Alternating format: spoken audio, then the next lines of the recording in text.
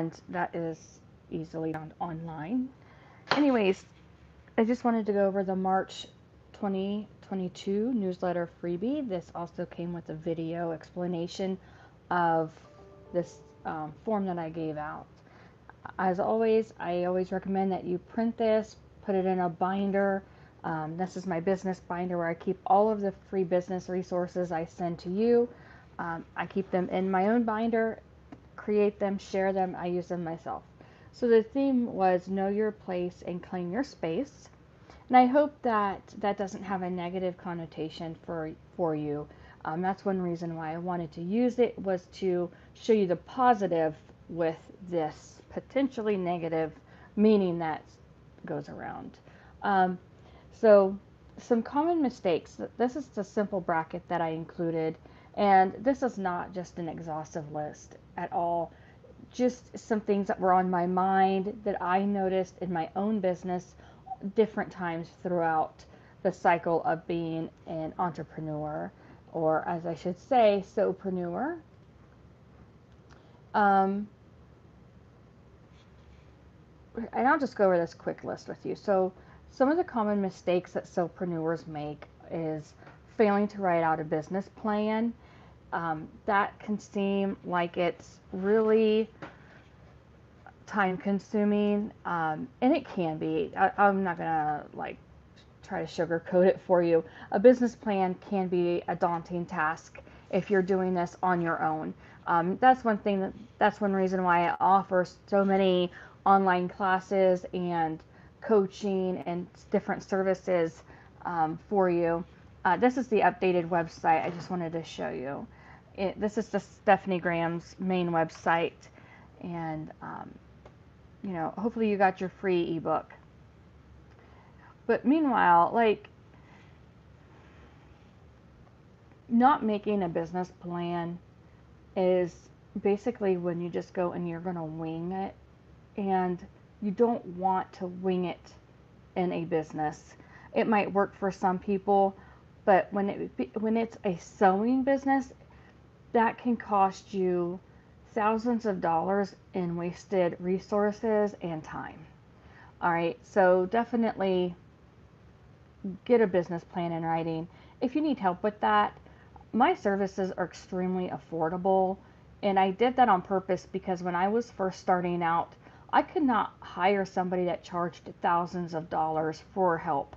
And I'm not going to do that to my fellow sewpreneurs who are trying to turn their sewing hobby into a viable business.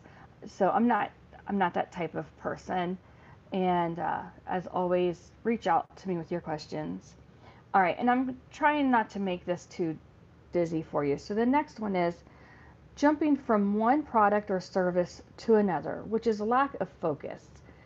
Many times, and I am also guilty of this, where I have seen what my competitors are doing and I'm like, oh, I'm going to do that too. I'm going to jump on that bandwagon.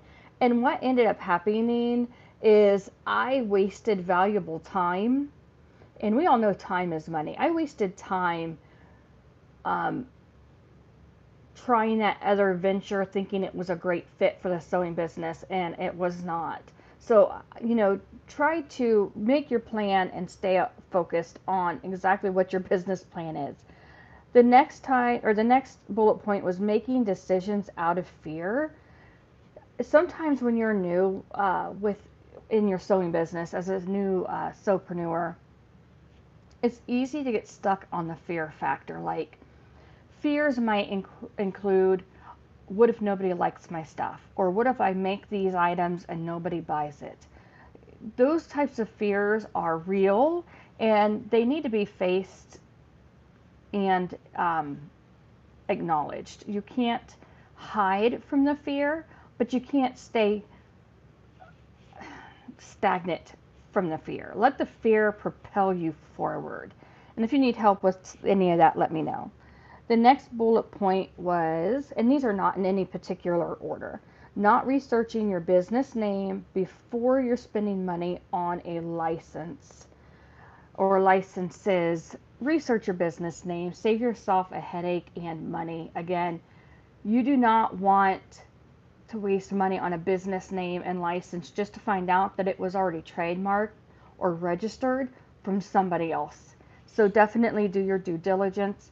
And I gave some tips on the video tutorial of this. And again, if you're on the newsletter for March 2022, today's the 23rd of March.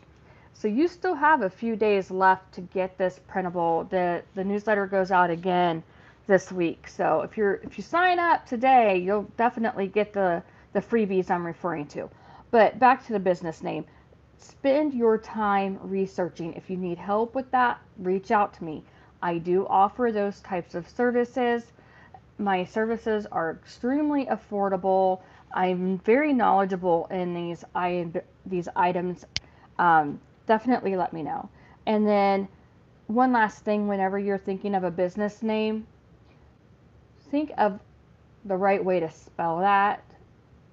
This is why you need to know your whole target audience, your target customer. What type of language do they speak? What are they looking for when they're supposed to find you? Because you're the one that has to show up for them in the Google search. So spelling does play a huge role in this. And last but not least is not picking a niche. This falls in line with staying focused in your business plan and your business name. Niche something. If you want to be known just for sewing memory bears, then just make that your glowing product. You know, it doesn't mean you can't add a different product to what you're sewing and selling. But if that's your niche, if your niche is making memory bears, you want people to know how to find you. If your niche is making t-shirt blankets versus t-shirt quilts, and yes, there is a huge difference between a blanket and a quilt, then you need to make sure that people know that that's who you are, that's what you serve. That doesn't mean you're not going to offer a memory bear. It just means that your niche is a t-shirt blanket or a t-shirt quilt. So definitely take some ideas, surf the internet. I hope you spend some time in the playlists that I have created on my YouTube channel. And by all means, the very first place to start is the beginning, and the beginning is here at stephaniegrams.com, getting your free newsletter, get your free ebook.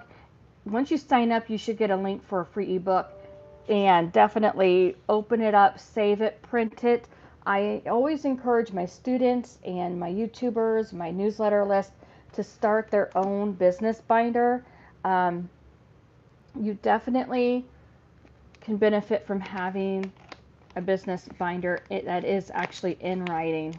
And these are just my personal notes I stick on mine. But my binder has seen better days. It's just like a 1.5 inch D-ring. I actually need to get a bigger one now. I write all my goals for this year. That's what this is here. This is one of the planners I have in my Etsy shop. But definitely start here with the newsletter. It's free, and it will tell you what's going on in the Sewpreneur groups and the business of sewing. All right, guys, I hope you have a wonderful rest of your day, and I will be back shortly.